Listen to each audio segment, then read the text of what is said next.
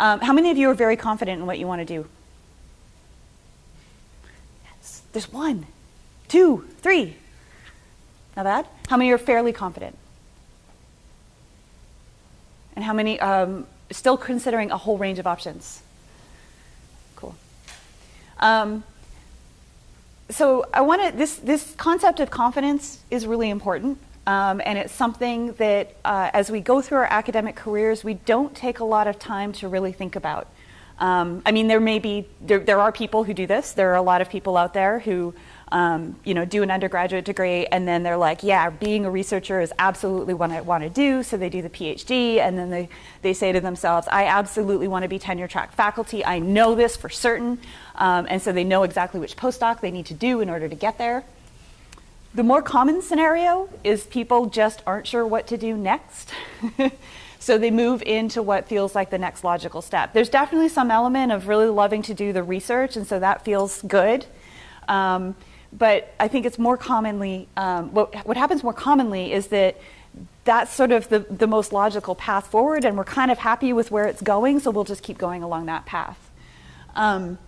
And so I want to take some time to think about what it feels like if you're confident about something. What might be the benefit of feeling confident about your career path? And do you know someone who is confident in their career path? So does anybody know anybody who's actually, like, you can turn to them and ask them, I know you look like you're very confident in your career path. Does anybody want to volunteer a story? No? So, yeah. Oh, yeah. I knew a friend, she's not in science, but she Yeah. started her undergrad, knew exactly what she wants to do, got a job in like Toronto, wherever from in that job, and now she's moved to Austin and lost her life and is doing the job that she wants. So like I think about her when I think of her career confidence. Yeah. Do you know what kinds of things like lead her to believe that? What steps might she have taken to develop that confidence? The program she was in was very like career, like there was a direction to the career, and she like networked a lot with people and her peers, like so they were like cohorts that networked all together, and I think that helped build a sense of like confidence. Yeah, that is an excellent point.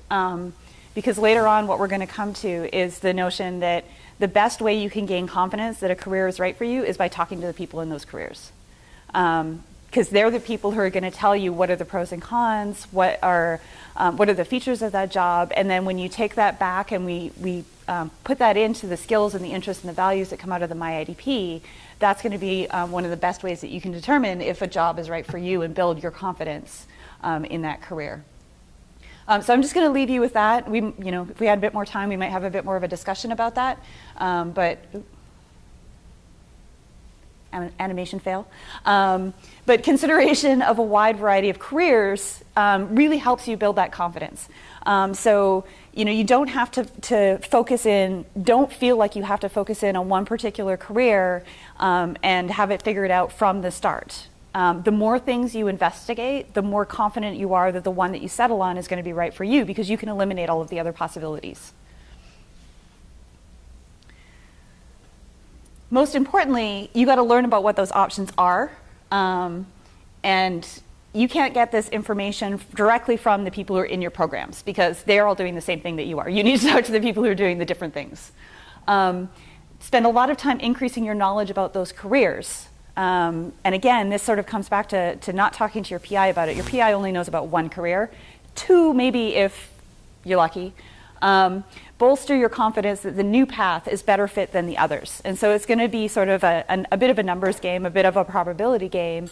And you're going to have to circle back and do a lot of iterations of learning about careers, deciding whether it's something that feels good or not feels good. Maybe you discard it and then you start over again with a different one. And that's totally normal. And then build relationships with role models who will help you transition. So that friend of yours who is really confident in her career, learning more about what that process was like.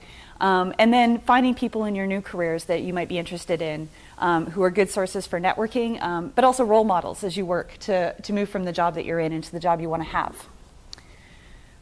So I'm going to go over the MyIDP approach to self-assessment a little bit.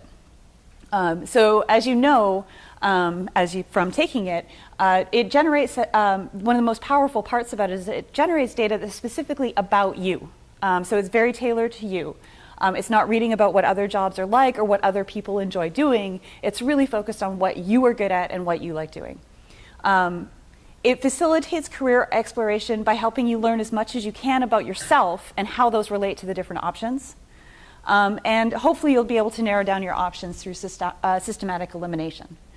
And so what we really want to look for, you talked about the skills. You ranked a set of skills on a scale of 1 to 5 according to how good you are at them. You ranked the interests on a scale of 1 to 5 according to how much you enjoy them. And then you rank your values about the different types of job. And what you're really looking for is, ideally, the intersection of all of those three. And the process is meant to be iterative. So you've just only, had anybody done the MyIDP before we asked you to? Okay, so did you do it a second time? Anybody do it a second time? Did it come out the same? No? The first, the best match was the same? The best match was the same? Right, okay. Yeah, and it is meant to be done at least every year. The idea is that as you move through your training, as you move through your PhD and postdoc, and as you move through your job afterwards, your interests are going to change, your skills are going to change, and your values absolutely are going to change. And so the process of career exploration is something you're going to do now, but it's also something you're going to keep doing. I'm still doing career exploration. With every single new job, I'm still exploring what it is that I might want to do next. I'm still developing network. I'm still developing skills. I'm still trying to figure out where my values are right now and where my interests are right now, because they're very different than when I was doing my PhD and my postdoc. So we're going to take a look at your specific interests and skills, and we're going to talk a little bit about what it looks like when those don't match. So this is very blurry. Don't worry about that. This is, if you pull up your IDPs, those of you who don't have a computer, if you've got a paper copy, or you can try and remember, just try and remember a couple of the interests and skills that you ranked. So as we talked about before, both the interests and skills involve specific tasks. The skills are the tasks that you are good at. The interests are the tasks that you enjoy doing. So the MyIDP really was developed for biomedical scientists first. It was developed at UCSF, and we're a strictly post-grad biomedical institution. So I know that some of the skills are a little bit, they may not be right in your wheelhouse, but that's fine. There's a whole lot of soft skills that apply no matter what your research PhD is in. And what's most important to know is that sometimes these things don't overlap. You can be really good at something you hate.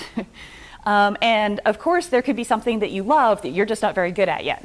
The second is a lot easier to deal with than the first. So I'm very good at giving presentations, but I don't like it because it makes me very anxious. So if you end up in a job where you have to give a lot of presentations, I mean, it's possible to get over that anxiety, but it's difficult, right? I'm really good at meticulous documentation and fieldwork, but I rated myself low on interest in detailed record keeping. You know, I could totally understand. You could be really, really good at that, but that might be the last thing you want to spend your life doing all the time. So I would like you to take a second to review your interest and skill summaries and see if you can find one mismatch that might make a future research role less satisfying. So we're not going to think about your future hypothetical careers. We're just going to think about the job you're doing now and the prospect of that going forward. Can you think of something is there something in your current research career that you would be doing going forward if you stayed in the same trajectory? Some skills or interest mismatch that might be a little bit less appealing for you going forward. So I want you to write it down and explain what it is about it that you find dissatisfying.